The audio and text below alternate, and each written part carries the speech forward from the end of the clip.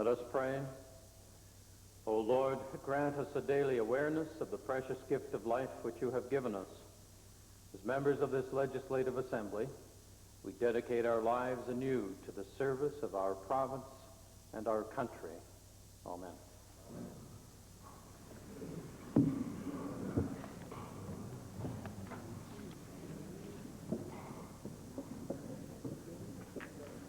Introduction of visitors. Presenting petitions. Reading and receiving petitions. Presenting reports by standing and special committees. Notices of motion. I wish to give oral notice of motion under Standing Order 40 that at the end of question period today I wish to seek unanimous consent of the Assembly in order to deal with the following motion. That the Assembly expresses its disappointment in the Prime Minister for his disrespect for and disregard of Albertans who have voted for a change in the method of selecting senators and for imposing the goods and services tax on Albertans and other Canadians.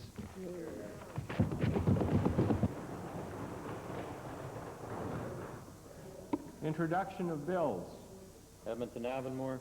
Mr. Speaker, I request leave to introduce Bill 256, an act to amend the Widows' Pension Act.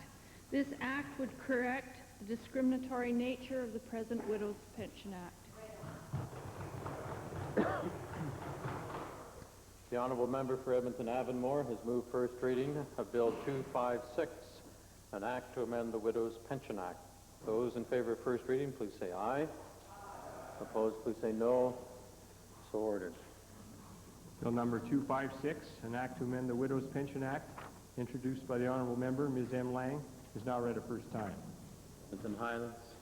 Mr. Speaker, I wish to introduce Bill 281, an act to amend the Interprovincial Lottery Act. The purpose of this bill is something I know bothers the Conservative colleagues who sit opposite. It would be to put all the funds generated by the sale of lottery tickets into the General Revenue Fund for consideration during regular estimate debates prior to them being expended. In other words, to eliminate the slush fund.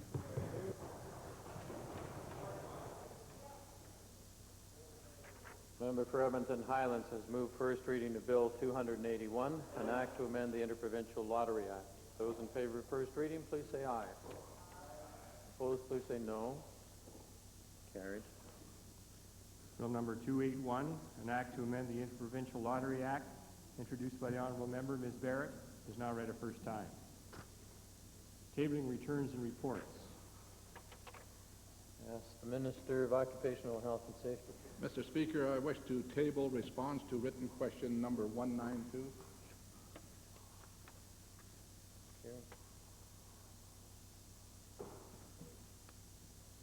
Minister of the Environment, I've got... Mr. Speaker, it gives me pleasure to table two reports. The first report, the 1989 annual report of the Environmental Council of Alberta, and the annual report of the Department of the Environment for the province of Alberta. Thank you. Additional? No. Introduction of special guests. Member for Clover Bar. Thank you, Mr. Speaker. This morning I'd like to introduce to you and through you to the members of the Assembly 53 visitors from the Fort Saskatchewan Elementary School in the constituency of Clover Bar. There are 50 students, I believe, from grade 6 from that school, and they are accompanied by their teachers, Mrs. E. Clark and Mr. Alexandrak. They're also accompanied by a number of parents, Mrs. Boak, Mrs. Shank, Mr. Gollinger, Mrs. Kilbourne, Mrs. Seach, and Mrs. Warner. I would ask that our visitors rise. I believe they're seated in the members' gallery, and also ask that the members of the Assembly extend the traditional cordial welcome to our guests.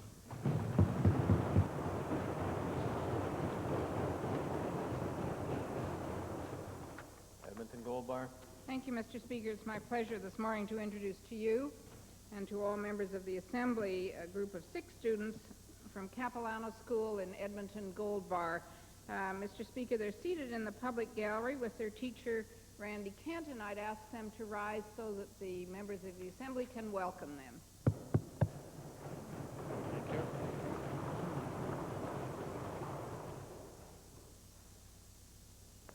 Ministerial statements. Oral question period. Mr. Speaker, to the Treasurer. Right. Mr. Speaker, the Gainers Affair always reminds us of the mismanagement of this government when they get behind closed doors with their friends, Mr. Speaker. Can't be trusted. And Albertans got further evidence that this government can't be trusted to manage the financial affairs of this province. This week, Mr. Speaker, the Treasurer has the nerve to tell Albertans that they didn't get built when this government bailed out Peter Pocklington. Now, Mr. Speaker, all Albertans, including Peter Pocklington, know this not to be the case. They know that that Peter Pocklington took them for a ride. That's right. Mr. Speaker, the Premier's conservative friend let out another bit of information slip out this week, Mr. Speaker. He said they expect Palm Dairies to be sold very soon. Now, my question, Mr. Speaker, is for the Treasurer. Since Palm Dairies is heavily indebted to the Alberta Treasury branches, which are owned by the taxpayers of Alberta, what guarantees can this Treasurer give us that we won't be left holding the bag again by Mr. Pocklington?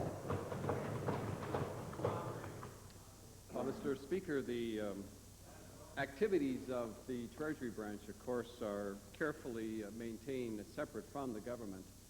And that is the way in which we intended to operate the Treasury branch. That's the way we are operating the Treasury branch, and that's the way we will operate the Treasury branch. Otherwise, commercially confidential transactions would be made public at the whim of the opposition, certainly, and as others have pointed out, we would not want to be involved in those commercial transactions. Now, what I can say, Mr. Speaker, is that I have a great deal of faith in the managers of the Treasury branch. I know that from history they have secured any advances they may have made by good assets. They will take all full pledges and security that they can secure. And should there be a disposition and should there be any amounts due to the Treasury branch, I'm sure they'll be well protected by the security that they have in place and by the strength of the law of this province. Oh, Mr. Speaker, the hands-off approach that the Treasurer is talking about is unacceptable, especially after what's happened with Gainers, Mr. Speaker. Right. And as the Treasurer well knows, there's at least $52.5 million that was lent. May even be more, may be less. We don't know, Mr. Speaker. But I want this Treasurer, who's responsible for the Treasury branches, to tell us, again, will he give us an absolute guarantee that the Treasury branches and the Alberta taxpayers will not take another bath from Mr. Pocklington, Mr. Speaker?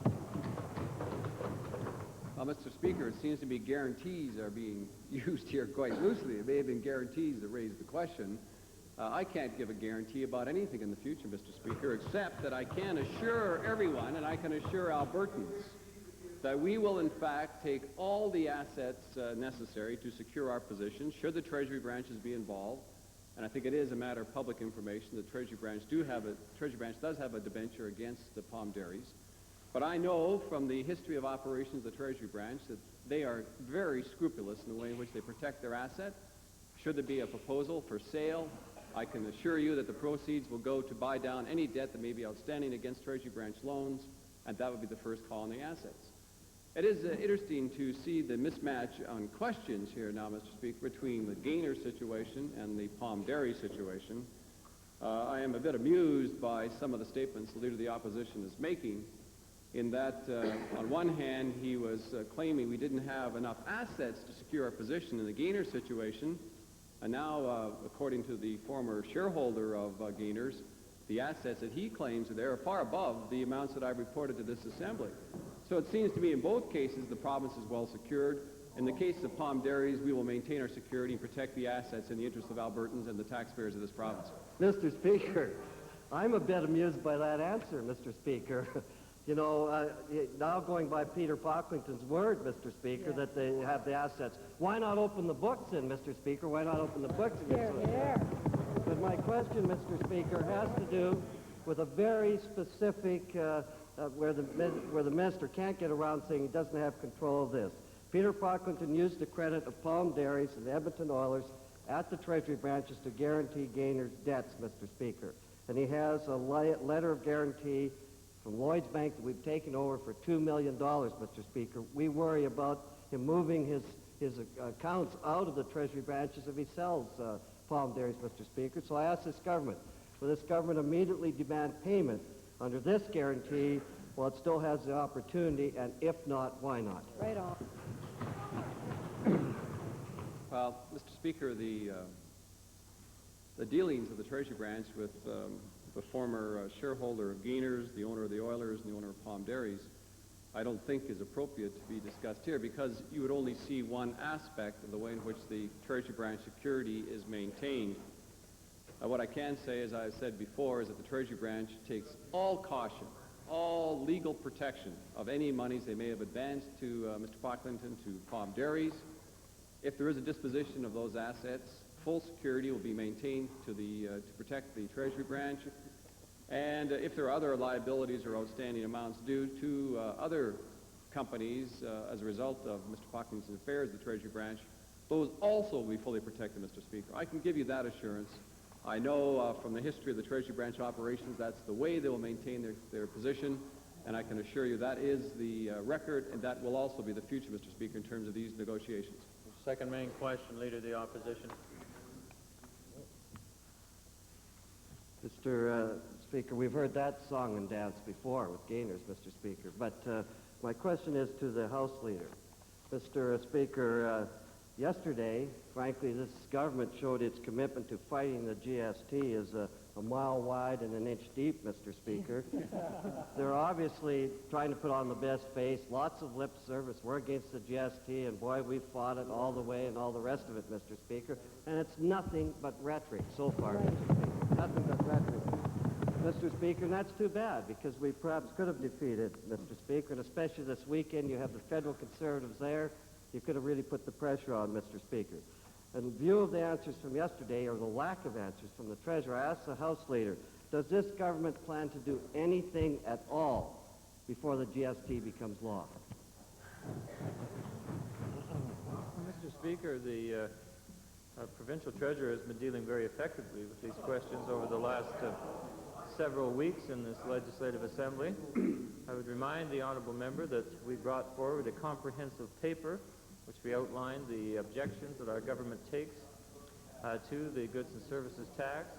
Remind the honourable member that back in August of last year, our premier was successful in getting every premier in this country to oppose the goods and services tax, and that was carried forward into a comprehensive meeting of first ministers in November in Ottawa, which time, once again, all the provincial premiers expressed their strong opposition to the goods and services tax.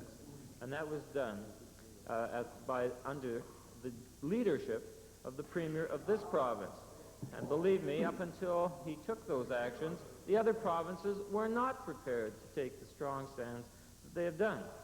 Nonetheless, the federal government has a certain responsibility, and if they wish to undertake to sign this legislation, put it into place, they are the people who are going to answer to the voters not only of Alberta, but of Canada. Well, Mr. Speaker, that's precisely the point. This is nothing but rhetoric again. Paper taggers, Mr. Speaker. Paper taggers. Now, Mr. Speaker, obviously you're not going to say anything to the federal MPs at their convention. You'll just say hi and maybe have a drink with them, and that's it, Mr. Speaker. But the question then, I'll try to get it down to a minimum level of participation, Mr. Speaker. On Monday, the New Democrat Caucus will take part in a nationwide GST protest sponsored by the Coalition for Fair Taxes, Mr. Speaker. The coalition, I know, has urged this government to join the protest. I want to ask the government specifically about this. What plans does the Conservative government here have for setting a public example for their federal colleagues and participating in this nationwide protest? Well, you know, this weekend in Calgary, the Progressive Conservative Party of Alberta will be meeting, and the Honourable Leader of the Opposition has pointed out how they conduct their affairs within their own party, because that's the only experience he's had having drinks and patting each other on the back. The fact of the matter is that the delegates to our convention will be expressing their views not only to members of the Legislative Assembly, but to federal members of Parliament. And they will no doubt be expressing their views in a clear and concise way. And that, of course, is something that is open and free within an open party that we have, and it will not be one, I can assure the honourable member, where it will be just patting each other on the back. Quite the contrary. It is quite evident to all Albertans, to all Canadians, that the members of this Legislative Assembly, supporting the government, strongly oppose the goods and services tax. We will be saying so in unequivocal terms to our members of Parliament, and the honourable leader of the opposition should come as an observer if he doesn't believe what he reads in the newspapers. And I would suggest he doesn't necessarily want to believe everything he reads there either. Well, Mr. Speaker, if I want that type of entertainment, I'll go to Fantasyland in West Edmonton. That's where liberals hold their Mr. Speaker,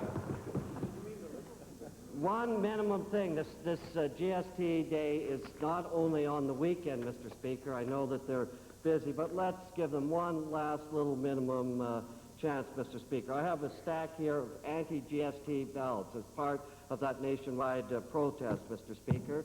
And we are going to be voting on this in my office at 10:30 on Monday, Mr. Speaker. And I asked the House Leader, and I'll hand these out to the page so everyone has a chance. Would you give us this very minimum guarantee that the House Leader will urge all its members to cast these ballots on Monday to show that New Democrats aren't alone in opposing this tax?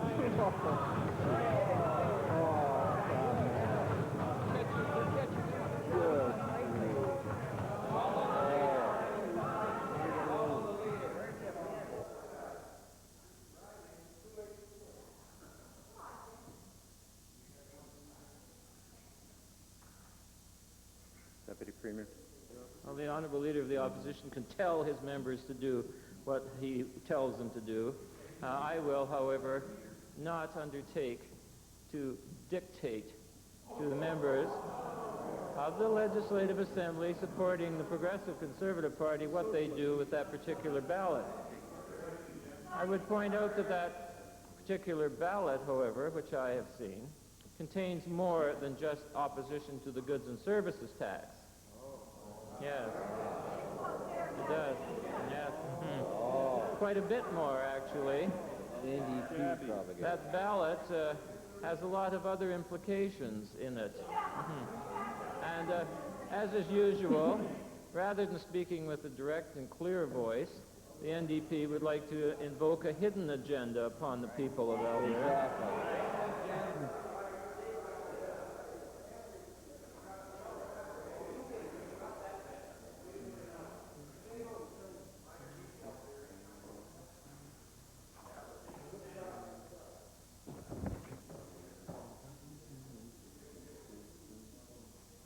Edmonton Glengarry. Bill, thank you. Westlock Sturgeon, sir. Thank you, Mr. Speaker. Speaking of ballots, the Premier and the Deputy Premier are among the staunchest supporters of Meech Lake at a time when the Prime Minister so badly needs allies. One would think that the Prime Minister would be bending over even further backward than he already is to maintain the Premier's goodwill. However, yesterday, Mr. Speaker, the Prime Minister slapped us in the face when he said, "So what?" to his non-appointment to the Alberta Senator. Today, we've learned also that the Federal Meech Lake Task Force will not even stop in Alberta on its way of having hearings across Canada. Now, Mr. Speaker, to the Deputy Premier, the Deputy Premier now has undoubtedly consulted the Premier. Is he now prepared to react publicly to the Prime Minister's outrageously arrogant statement, "So what? What are we going to do about it? Lay down like pussycats?"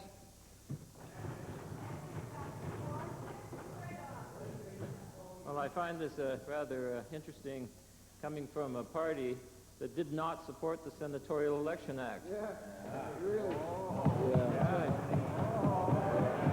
Very quiet over there all the time. Didn't show up in Meech Lake. And did not support did not support the opportunity that we gave to the people of Alberta to have a voice in democracy, a democratic voice.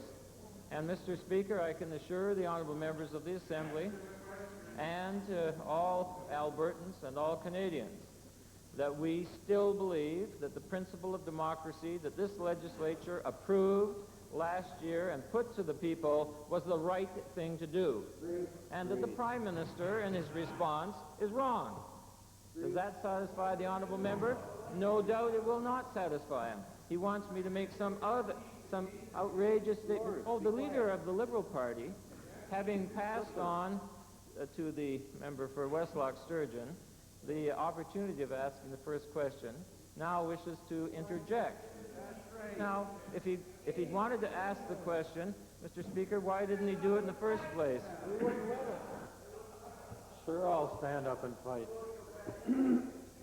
No, just Edmonton Glengarry, you gave up your right to question period today. Perhaps you'd like to let the member continue. Westlock Sturgeon. Mr. Speaker, we just switched roles for today, that's all.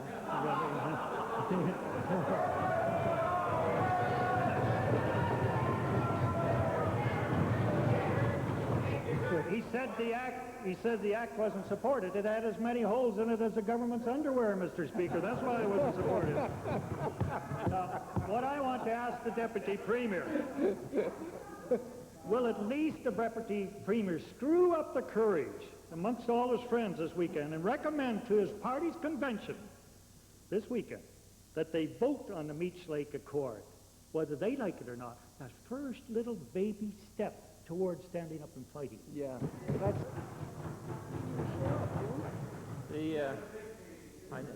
The member for Westlock Sturgeon, having regained his leader of the opposition role, he's probably asked... let's just stop this nonsense.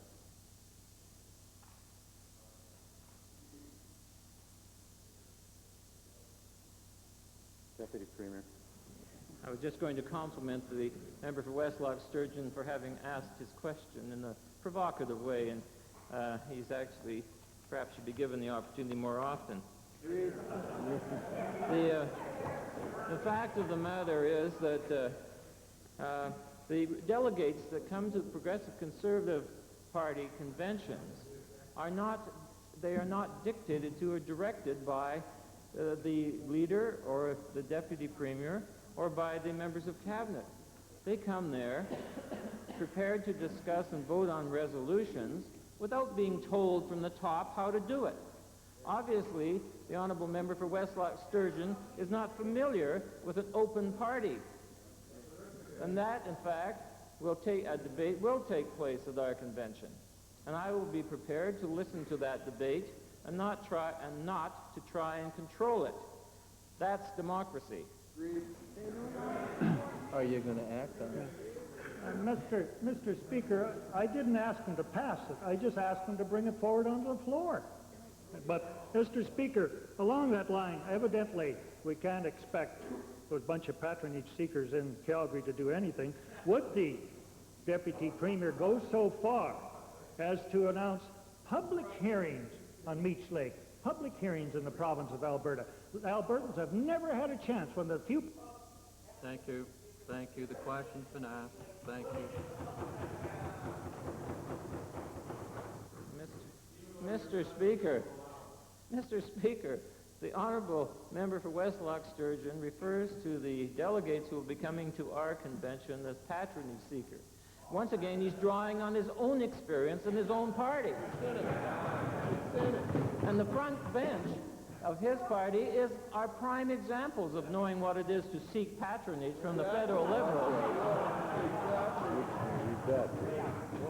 Yes. Prime examples. Our good friend. And they've had all that experience at the federal level. They want to bring it into Alberta. Public hearings were held in Alberta. Yes, they were held in Alberta. I held public hearings in my constituency. I attended.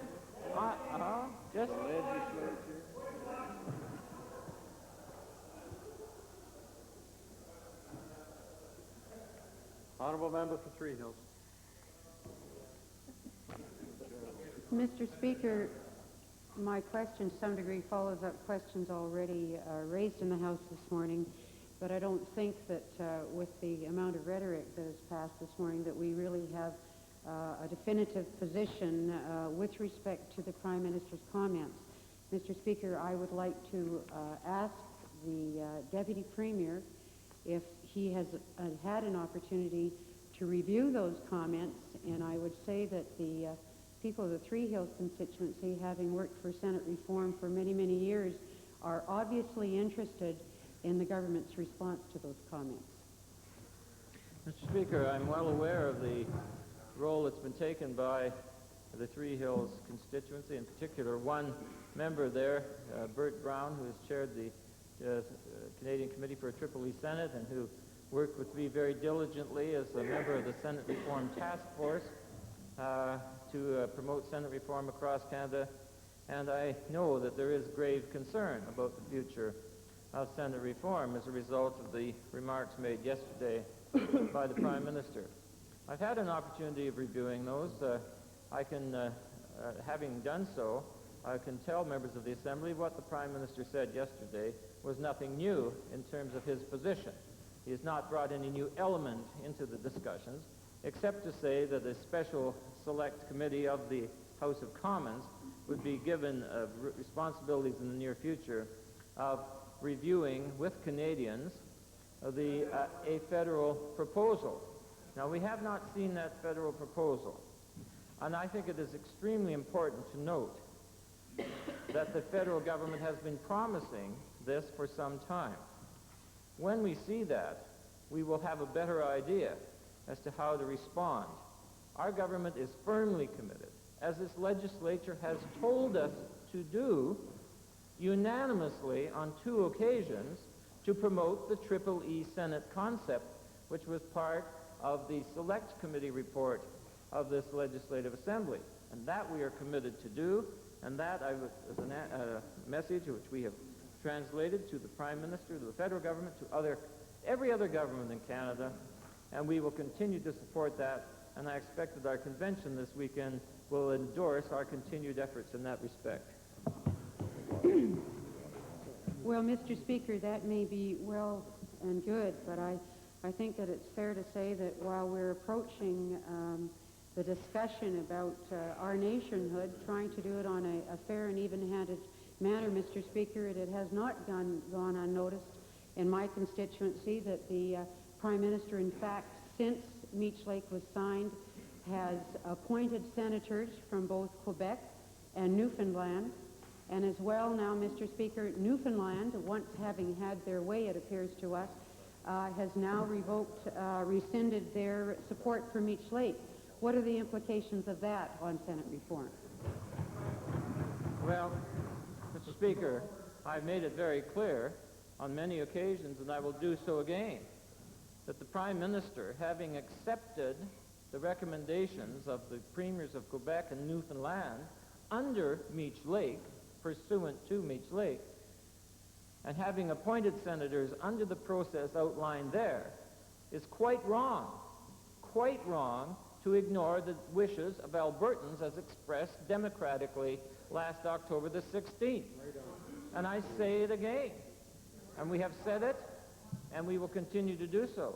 Now, as to Newfoundland's decision yesterday, Mr. Speaker, it strikes me that if that stays in place, and it in fact is responsible for killing Meech Lake, it will kill Senate reform for the foreseeable future, and we will not be back at the Canadian constitutional table for decades. For decades. All right, thank you. Thank you. Chair is quite prepared to cut off question period entirely. This keeps up. This is not to be a shouting match back and forth at the top of one's lungs. Thank you very much.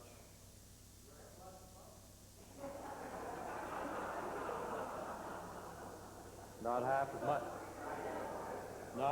much fun as I'm having. Edmonton Jasper, please. Thank you, Mr. Speaker. On March 15th in this chamber, the Minister of the Environment said, I quote, "With the introduction of our new legislation, the right of the people to participate and to be heard will be enshrined." He waxed eloquent on the subject of Bill 201, the Environmental Rights Act.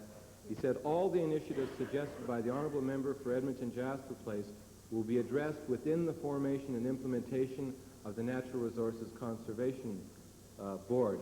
End of quote. I would like to ask the minister today if he would leave his cheap insults and politicians conjuring tricks outside the door and state whether that is an affirmation of government policy today. No insults, Ralph. Well, Mr. Speaker, I assume the honourable member for Edmonton Jasper Place is referring to a draft document that someone handed him.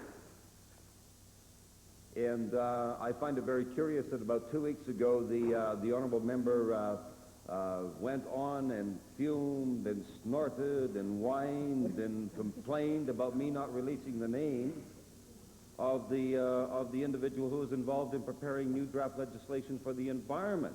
Now, if the honourable member will give me the name of the individual who provided him with the document, perhaps I can discuss with that individual the authenticity of that particular document and get a handle on it. Perhaps I can, and then, Mr. Speaker, I will then have a good handle of what I'm supposed to be discussing, because I haven't seen any draft of anything. Well, it is too much to ask him to leave the cheap insults outside the door. I didn't ask about draft legislation. I asked about government policy.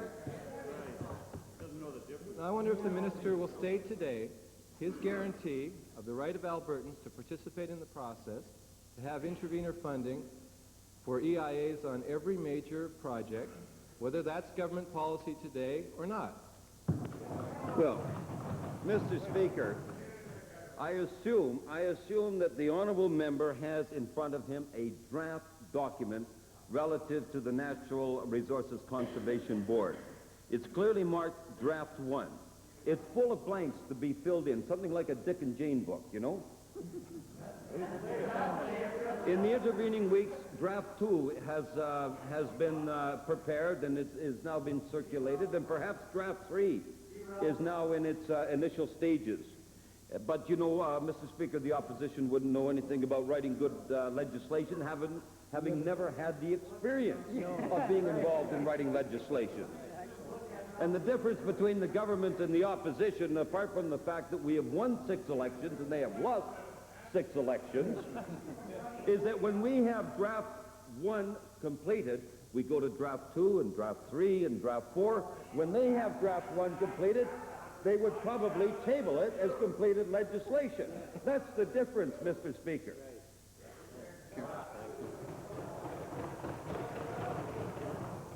Edmonton Goldbar. Thank you, Mr. Speaker. Mr. Speaker, my questions are to the Minister of Family and Social Services. Mr. Speaker, the furor and the uproar about daycare hasn't ended. The fear and anxiety persist. Much of it was brought about by information that came out before there was anything definite on it. Now we've got the white paper, and the minister asking for comments, and the minister telling us that this is going to benefit low-income parents. Well, we still need a lot more information. We still need more facts, Mr. Speaker. My question to the minister is this. Will the minister make available immediately the definite subsidy schedule? He must have had that to write the white paper. There is no excuse for delay here, Mr. Speaker. Parents and daycares must have the information.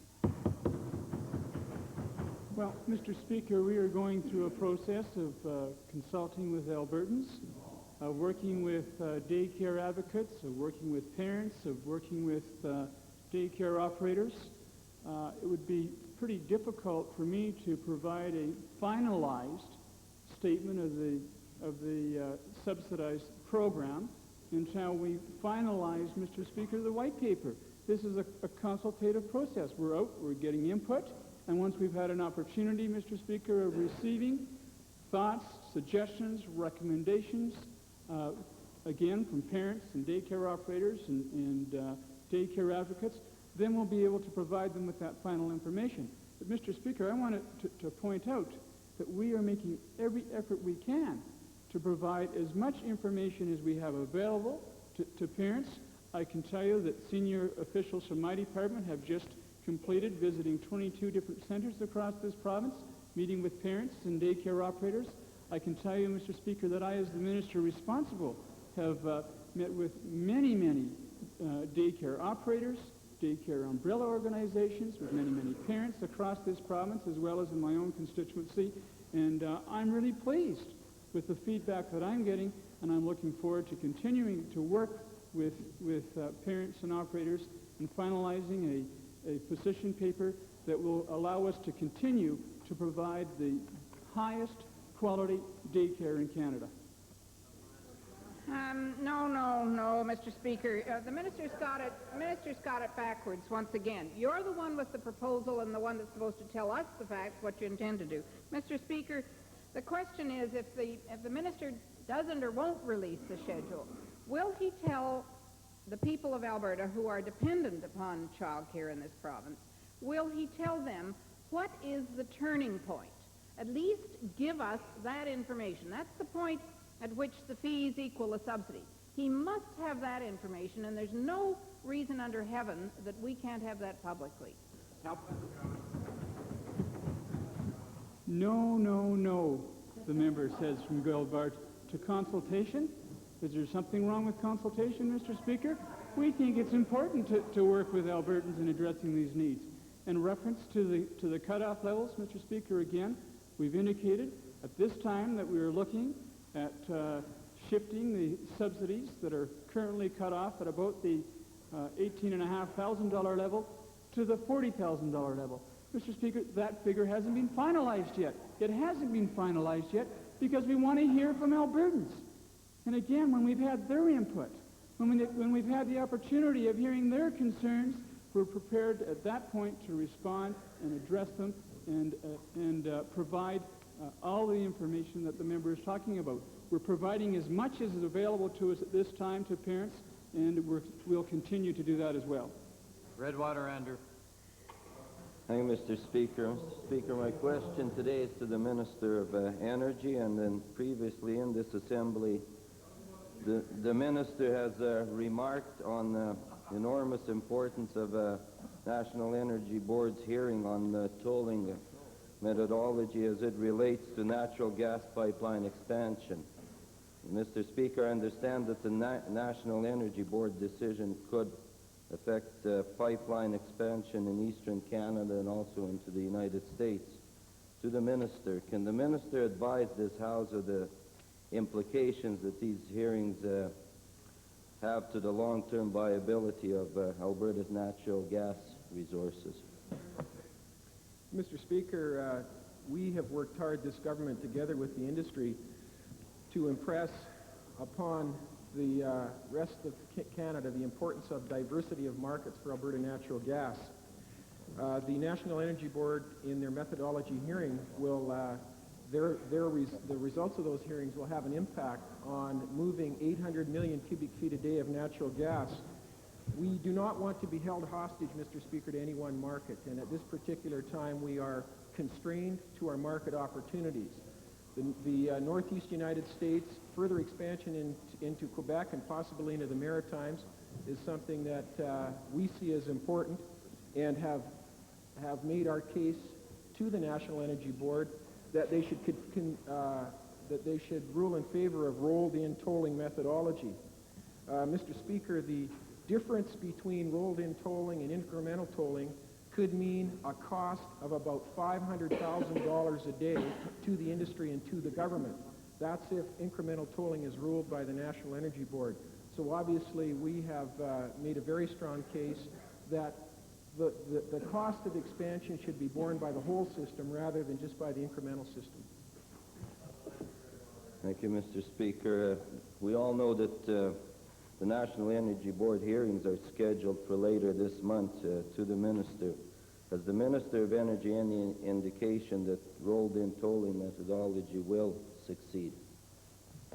Mr. Speaker, we have, as I've indicated, filed our evidence, and our evidence includes a modified calculation to determine economic viability of pipeline expansion. And our view is basically consistent with the view of the Independent Petroleum Association of Canada. I should point out, Mr. Speaker, to the honourable member, that Premier Getty has taken this matter up with Premier Peterson of Ontario, because Ontario and some of their industrial gas users have taken a position that incremental tolling is the way to go. The problem with that, Mr. Speaker, is that it works to the advantage of only Ontario, and it would kill any further pipeline expansion beyond the borders of Ontario. I can tell the honourable member that at Kananaskis, during informal discussions, we were able to convince and get the support of the province of New Brunswick and the province of Quebec to support Alberta's position for rolled-in tolling methodology.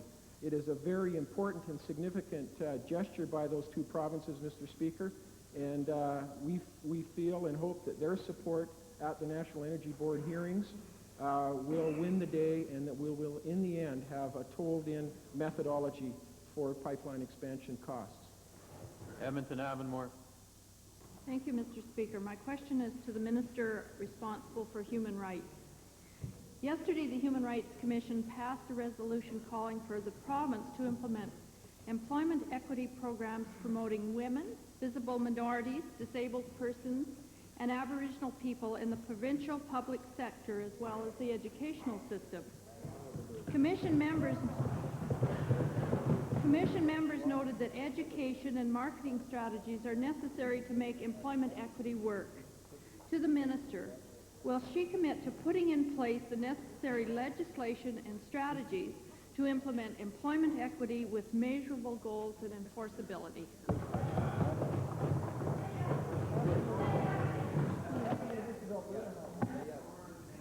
Mr. Speaker, we are certainly going to look forward to studying the proposal that the Human Rights Commission is even now preparing for us. I do think it is a step in the right direction. And of course I think that because we have already taken steps in that direction with our own civil servants as an employer. We introduced last year through the Plan for Action for Women an Employment Equity Committee that has been working this year. And of course we do have as well a special placement program for those who are disabled and over the age of 45. And we also have an Avalon program that is delivered through the Department of Culture and Multiculturalism, which is available to any one of our departments and civil servants to learn about cultural diversity in the workforce. So in fact, we are taking steps in this direction, and I am looking forward to receiving from the Human Rights Commission their proposals when they've had a chance to flesh it out in more detail. Yes, I hope the Minister would speak with the Minister of Culture. Inasmuch as educators provide strong role models, that there are very few Aboriginal teachers in the schools Aboriginal children attend, and that there are very few women in management positions in education generally, employment equity legislation needs to be applied to the educational system province-wide. Given the Minister's strong commitment to providing appropriate role models, will the Minister commit to implementing employment equity legislation for primary, secondary, and post-secondary educational institutions? The proposition is an intriguing one, but I will say that the Minister of Education, my colleague, and I have had several discussions on employment equity type topics, because we both recognize that 1 out of 6 Albertans today was born outside of Canada, and in the big cities, Edmonton and Calgary, the proportion of immigrants is even higher. We also recognize that our own native population is not represented in our education system or in our workplaces or in the government service to the degree that they are in our population. And we are interested in working with them to encourage opportunities. So I think that over the next while you'll see both in the education system under the leadership and encouragement of the Minister of Education, and I think in the colleges and universities under the encouragement of the Minister of Advanced Education, you'll see some steps being taken. Stony Plain, followed by Calgary Northwest. Thank you, Mr. Speaker. Mr. Speaker, on February 1st, the Minister of Advanced Education, acting on what I feel to be very bad advice, suspended the Westera Advisory Committee before their first report was even submitted, and announced that NAIT would be expanded to absorb the Westera campus in Stony Plain. Regarding this unilateral expansion of NAIT, the Minister made assurances, which I fully endorse, that first priority would be given to protecting Westera employees. Given that many Westera staff may have superior salaries and benefits than NAIT employees, will the Minister assure this Assembly that any staff forced to join NAIT staff associations will not be forced to take a cut in wages, benefits, or have their seniority readjusted? Good, Mr. Speaker, as honorable members are aware, we not only have a very extensive and successful post-secondary system, of which Westera, which was established back in 1983, was visioned to be a very meaningful and growing part of that. They've done a good job. On February the 1st, Mr. Speaker, I announced the expansion, as the honorable member from Stony Plain has indicated, expansion of NAIT. However, I did state at that time that a transition team consisting of the Deputy Minister, Mrs. Duncan, the President of Northern Alberta Institute of Technology, and the President of Westera would, within a reasonable time, see to it that no program sufferings would result, and that as far as possible, the staff would be integrated from Westera into NAIT. I'm still awaiting the results of that, Mr. Speaker, and I have every hope that it will be a very successful transition. Thank you, Mr. Speaker. I'm glad that the Minister agrees with me that NAIT is supposed to assimilate and not eliminate Westera.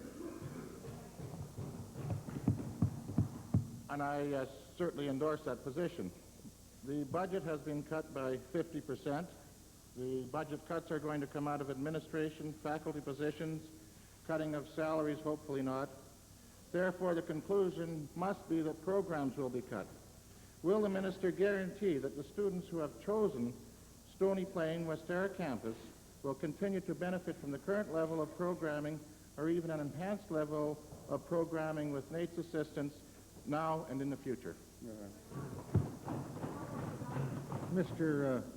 Speaker, first of all, it must be recognized that NAIT is a self-governing autonomous board which will make its own decisions within the program dollars allocated from the department. Mr. Speaker, I cannot sit in judgment of what NAIT will do in the best interest of the students. I should point out that, as honorable members know, the government, faced with very meaningful choices in terms of its fiscal responsibility, had indicated to advanced education it too had to share in the allocation of those resources. I've shared earlier with the House, I believe, during my estimates, that there was a substantial saving of some $2.8 million, which was then allocated to other institutions. Mr. Speaker, my preference is, obviously, that program will not suffer. My preference is no student will suffer, and my preference is no one will lose employment. However, that lies entirely with the transition team and the self-governing board of NAIT. Calgary Northwest, followed if there's time by Edmonton Whiteman. Thank you, Mr. Speaker. My question today is to the Provincial Treasurer. The implementation and passage of the GST bill seems imminent, and the concern in Alberta is that will have a really serious impact on the tourism industry in the province. Predictions are that the GST will slice approximately $1 billion off the tourism industry in Canada, in Alberta perhaps as much as $100 million off the tourism revenues. Now, if we are to continue the growth in our tourism industry, as indicated in the last two throne speeches, Alberta needs to have an edge. And so my question to the Treasurer is simply this. Will the Treasurer help to promote the tourism industry by removing the current 5% hotel room tax once the GST is implemented? Mr. Speaker, I'm not too sure that these two issues are connected at all. We have a fairly comprehensive and wide-ranging program to encourage the development of tourism in this province. The Minister of Tourism on many occasions has provided information to the House and to all Albertans and certainly to the private sector. And I think it's a fair observation to say that the tourism sector in this province is in fact expanding very dynamic and growing very rapidly, contributing many dollars to our economy. New investment is taking place, and as the stats show, in fact, the number of jobs generated here is quite significant. And that's, we have complemented the private sector initiative by a variety of our own programs, which the member has related and which the budget contains. But to suggest, Mr. Speaker, that the GST and the hotel tax is connected is just wrong. We do agree generally that GST will have negative impact on the service sector, including the tourism sector. We have made that point very clear to Mike Wilson, to the federal MPs and the federal government. It is also at the heart of our GST paper as well, and that message has been carried. The impact of the sales tax or the so-called hotel tax is not that significant to the industry, and we would not consider taking it off at this point because that would be driving our policies by GST policy. The impact of that tax is not a deterrent to the expansion of hotel rooms or to the tourism sector, but the GST would in fact be. All right, we have unanimous consent to complete this series of questions. Opposed? Carried. Thank you. Calgary Northwest. The concern of the relationship here, Mr. Speaker, is that what we would have with the GST is we would have a tax on a tax, which would create would not give Alberta an edge. And what I'm trying to get the minister to do is to suggest that we should promote it and give ourselves an edge. So my question then, supplementary then to the minister, is does the minister not believe that the absence of a provincial hotel tax, hotel room tax, could in fact give our province, Alberta, a bit of an advantage in that global market in which we are now competing? Well, that's likely so, Mr. Speaker. I mean, if we had zero tax in Alberta, it would be a tax haven. And if you carry his point to the ultimate, that's what he's recommending. We couldn't obviously have that, otherwise governments can't operate. And we have to have some level of taxation. This taxation that has been referred to, the hotel tax, which was put in place in 1987, was as a result of the need to balance the budget, to get on with dealing with the deficit question. And as we have said before in the budget address, our approach to taxation has been fair and even-handed across all sectors, not singling out any particular one. And more importantly, Mr. Speaker, as we have said in this House, and I welcome the opportunity to say it again this Friday morning, Alberta has the lowest personal income taxes of any province in Canada, the lowest small business corporation tax of any province in Canada, and the lowest overall tax regime of any province in Canada, including, Mr. Speaker, the only province with no retail sales. Albertans understand that. That's the character of our tax regime. It's the best one in Canada, and it's going to drive new investment, including investment in the tourist sector, sure as we're standing right here, Mr. Speaker. Hear, hear. Before we deal with one point of order and one request under Standing Order 40, might we have unanimous consent to revert to the introduction of special guests? Opposed? Carried. Thank you. Public Works, Supply and Services, followed by the Attorney General. Thank you very much, Mr. Speaker, and thank you to the members of the Assembly for that permission. In the members' gallery this morning are 16 young people from Grasmere School. Grasmere School is located in Alberta Beach in historic Lac St. Anne, and the students are accompanied by their teacher, Mr. Jim Muir, and two parents, Linda Taylor and Jerry Lyons. I could ask our guests to rise, please, and with my colleagues extend to them the traditional welcome.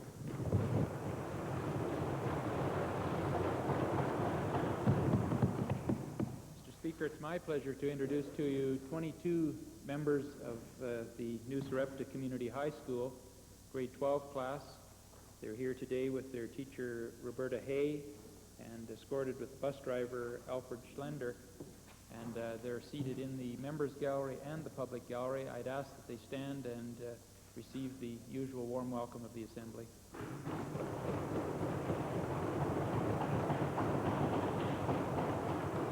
Minister of Family and Social Services. Thank you, Mr. Speaker. It's a pleasure for me to be able to introduce to you and through you to the members of the Legislative Assembly 30 bright and enthusiastic young students from St. Thomas Aquinas Elementary School located in the constituency of Red Deer South.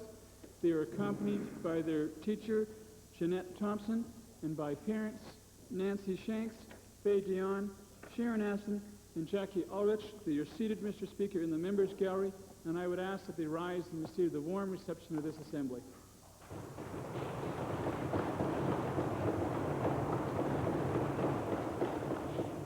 Additional? Thank you. Point of order, Edmonton Glengarry. Mr.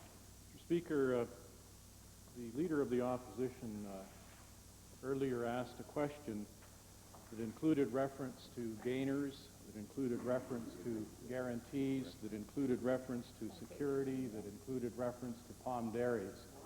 I was pleased that the Speaker allowed, I'm going to shock you, Mr. Martin, pleased to note that the Speaker allowed the questions to be put forward and to be pursued and answered, and I noted with interest that the Treasurer had no difficulty in standing up and talking about guarantees and gainers and so on. Yesterday, I introduced a motion under Standing Order 30, which would allow for the ordinary business of the House to be adjourned so as to look at the matter involving gainers and other investments. And I stood up during the time when oral statements were made with respect to notices and indicated that I was concerned about the jeopardy that Albertans were facing with respect to assets involving the Pocklington Empire. Now, Mr. Speaker, there's confusion on this matter, I would respectfully submit. If we look at standing orders, there is a very blanket statement saying that no questions or matters can be debated that involve a matter that is pending in the court. Pending in the court isn't defined. We're not informed whether the matter is a criminal matter or a civil matter. We're not told what stage of the proceedings pending means. So we have to go to Erskine May and to Beauchesne. And if we look at the sections in Beauchesne under rule or section 505, 6th edition, page 153, and I noted that the honorable member from Highlands, Edmonton Highlands, brought this up yesterday. There is some assistance that's given to assemblies in defining the word pending and defining what courts we're talking about. It's clear that if a matter is before the criminal courts, that there may well be a prejudice and no debate should take place. With respect to civil matters, the Beauchesne sections say that there is no settled practice having been developed in relation to civil cases. But it is clear in Beauchesne, in 507 sub 2, where it states, in civil cases, the convention does not apply until the matter has reached the trial stage. Erskine May has exactly that same provision. Now, it's been referred to in this assembly. In fact, the Speaker has referred to it and members of Cabinet have referred to the fact that a number of statements of claim have been issued. Well, that's fine, but I think we all know that statements of claim can be issued, but they can lie dormant for months and in many cases years before action is taken on them. I think that's the reason why Beauchesne and Erskine and May have defined pending or helped define pending under our standing order to say that it's got to be before the trial stage or in the trial stage of that civil action. It's before the court. It's before the judge at that moment. That's the time that you can't prejudice one side or the other. But if we're talking about examinations for discovery or we're talking about simply the issuance of a statement of claim, I think it's clear, Mr. Speaker, and I respectfully submit it is clear, that questions can be put, that motions can be put, that debate can take place. Now, I would respectfully submit, Mr. Speaker, that there is confusion on the matter, and there are two ways that perhaps the matter could be dealt with. Either by a written set of guidelines that your office could prepare for members of this assembly, or as appears to have been the case in the House of Commons in Canada and in the House of Commons in the United Kingdom, the matter was referred to select committees or standing committees that prepared a resolution that was brought back for acceptance by the House that clearly set out the rules and guidelines and gave assistance to honorable members so that they knew exactly when they could and couldn't ask questions or put motions to debate. So, Mr. Speaker, I'm asking that I'm glad that you allowed the honorable leader to ask the questions on Gainers. Well, it was Gainers, it was security, it was Palm Dairies, all of which I intended to discuss yesterday.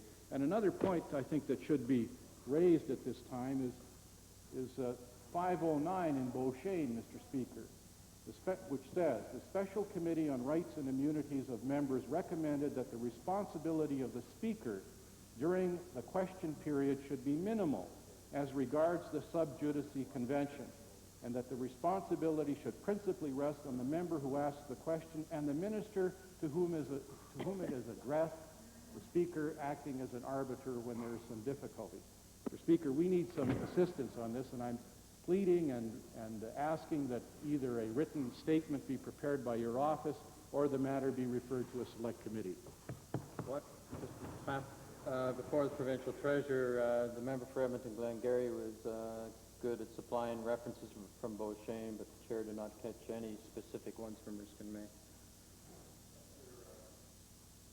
I want to just suggest that those matters that are before the court on civil actions are in fact sub judice as well, and I intend to show that the references used by the member from Glengarry in fact confirm that, at least in my view, and would suggest, Mr. Speaker, that the way in which we proceeded to date in considering all those matters where there has been an action initiated do put it before the court and therefore take it out of the jurisdiction or the realm of this assembly.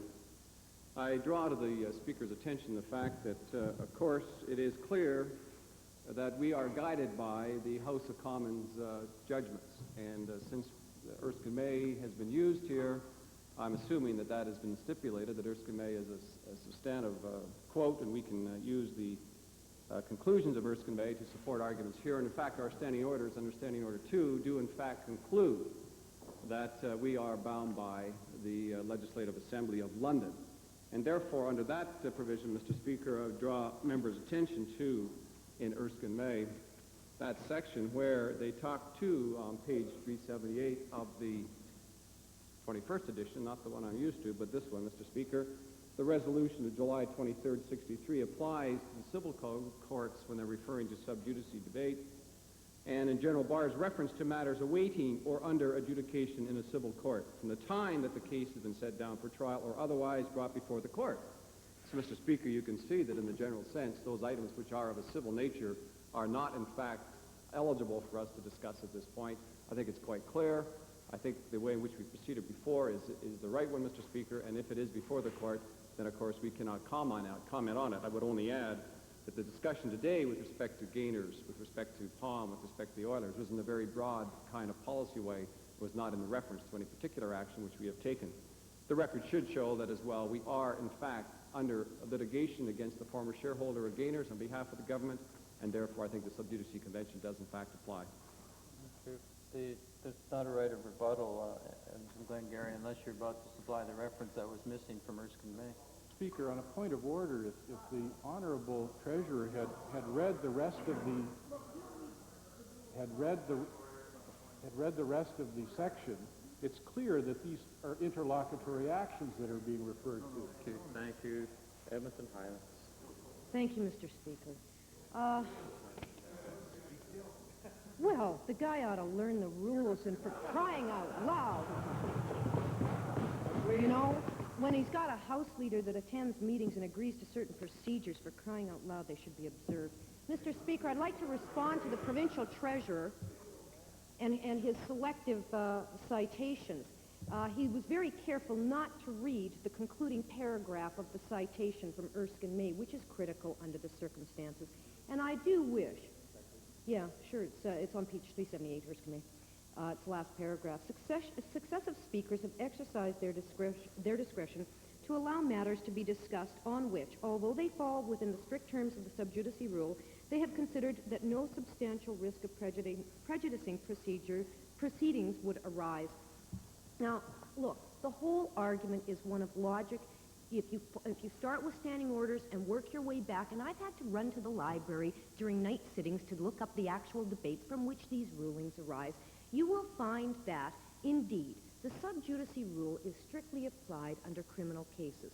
You will find the odd occasion when it is applied under civil cases. But ordinarily, the strict application is when the matter is at trial or when it has been set down for trial. All the Honorable Treasurer knows that I'm telling the truth about this, for crying out loud. I've spent too many hours looking up the debates. I understand the context of the references, Mr. Speaker.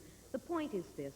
Questions have been allowed over the years in this assembly, and I know because I used to watch them up there before I got elected to be down here. Lots of questions have been allowed over the years on matters related to even government involvement in litigation. The point is, do you prejudice somebody? Do you put them at peril by discussing a matter? Particularly important in this case is whether or not a government policy could change things around, or the nature of the government policy having been involved in the cause for the litigation in the first place. That doesn't prejudice the individual, Mr. Speaker. That's the point. You can go on endlessly citing references. For every one that these guys want, I'll find another one. I'll go back to a century in debates if I have to. The point is, it need not be strictly applied all the time, and the provincial treasurer knows it. So why don't we just drop this issue?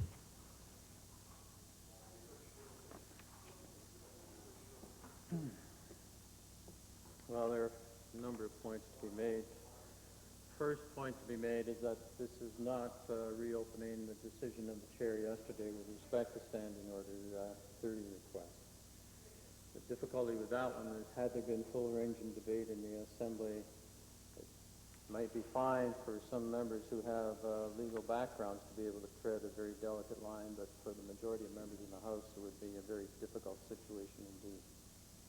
One reference made by the Honourable Member for Edmonton Glengarry was Beauchesne 509, where indeed the role of the Speaker should be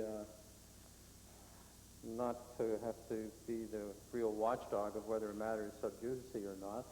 And that was pointed out to the House by the chair earlier in the week, that the onus of responsibility falls upon the member asking the question and upon the member of government who's giving the reply. And if a reply happens to be it's sub judice and they sit down, then so be it. But the responsibility is twofold. It's actually threefold, in the sense that it is there for the member raising the question, it's there for the member responding, and it's also there for the chair to try to keep an eye on. Now, with respect to the question that was raised in question period today, now that, of course, referred to question period. It doesn't refer to emergency debates or to debate in the House, where the role of the chair then is going to have to be much more involved in the issue, as it was yesterday. Now, with regard to the questions raised today, while there was the miasma and the smoke screen and so forth in terms of the introduction to the question, as raised by the Leader of the Opposition, nevertheless, the focus was in upon the matter of Palm Berries. And that the chair was attempting to listen very carefully to that, and that's part of the difficulty of the introductions to questions, that we can start off making a statement here and a statement there and then come back to what the real question is. And then as all members of the House try to listen to what transpired, it's too easy to get distracted by one of the introductory sentences. Now, the Chair wants indeed to point out, with respect to the matter of Palm Berries, it's the Chair's understanding after review of the documents, and indeed it's up to each individual caucus to do its own research with regard to what matters are before the courts. After perusal of the documents, it seems to be quite apparent that because Palm Dairy is suing the government and gainers, not the other way around, nothing affects the rights of Palm in this litigation, even if it is sold. The court case continues without reference to anything that may change in the ownership of Palm. Palm is not required in this litigation to account for anything. And while litigation names Palm Berries as a party, prospective sale of it cannot be considered sub judice because nothing in the litigation affects Palm's transfer of ownership. Palm is the plaintiff and not the defendant. Now, the other thing that is here that we need to be absolutely clear about, it's not a sub judice convention, it's a sub judice rule under our own standing orders. And as the member for Edmonton Highlands has pointed out, one needs to read the complete section there. Standing Order 23G1, we tend to get caught up on an issue that is pending in a court or before a judge for judicial determination, or 2, and this is where we got into the whole issue with respect to the principal affair, that before any quasi-judicial, administrative, or investigative body, as well as both aspects of 1 and subsection 1 and subsection 2 come into play. But then the final part of that subsection G is where any person may be prejudiced in such matter by the reference. Now that makes it very difficult for the chair and for members of the House to try to determine. Now, the other point is that it's indeed a rule, just to underline that last point, and there are plenty of issues in terms of our own legislature, and if you want me to read them all off, we can do it, and be assured that many of us spend time going back into other matters that have been determined in the history of this House as well as in other legislatures. But it's quite evident to now give some citations if honorable members want to go and do the research with regard to the sub judice rule.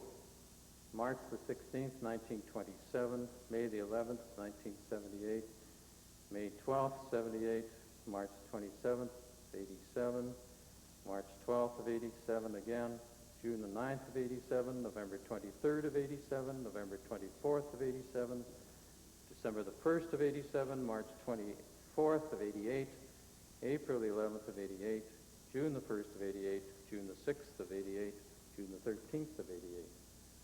I wish all members well in trying to interpret what indeed the proper boundaries are with regard to the sub judice convention. Now, we have a request under Standing Order 40. Calgary Mountain View. Thank you, Mr. Speaker. I wish to ask for unanimous consent in order to put the following motion. Be it resolved that the Assembly expresses its disappointment in the Prime Minister for his disrespect for and disregard of Albertans who have voted for a change in the method of selecting senators and for imposing the goods and services tax on Albertans and other Canadians. Mr. Speaker, I wish to speak to the urgent and pressing necessity of this motion. The Prime Minister has come to this province, and Albertans were hopeful that he'd listen to their concerns. But what happened? In a cavalier manner and disregard, he said no to the people of this province. And I believe it's important that we respond immediately, Mr. Speaker. Whether Albertans agreed with the process of senatorial selection or not, at least they had some say in the decision, and it ought to be respected, which is not what the Prime Minister has done. He's not shown that respect. What the Prime Minister committed himself to do is to consider a report next week on Senate reform. Mr. Speaker, this Assembly needs to tell him before he considers that report that his response has not been appreciated in Alberta. On the goods and services tax, similarly, the Prime Minister has refused to listen to Albertans and has brought in closure to stop debate on the bill next week in the House of Commons. Albertans are angry about the goods and services tax, and they're angry about closure on the bill. The Prime Minister's responses have not been sufficient, and they're not acceptable to Albertans. Albertans were expecting better than this. With the Conservative Convention this weekend, Mr. Speaker, the members here could convey a powerful message to the delegates at that convention if this motion were passed. Also, Mr. Speaker, this is a weekend of action by many Albertans around opposition to the goods and services tax. This motion, if passed today, would be supportive of their actions as well. It's clear and it's vital, Mr. Speaker, that we send a clear message to the Prime Minister from this Assembly before next week that his actions and his comments in Alberta are not supported by the people of this province. He must change his course, change his attitude, and change his priorities before the point of no return and key decisions are taken next week. Mr. Speaker, I ask for unanimous consent of this Assembly for this motion. Thank you. Under Standing Order 40, the request for unanimous consent. Those in favor of giving unanimous consent, please say aye. Aye. Opposed, please say no. No. Motion fails. Orders of the day. Committee of Supply.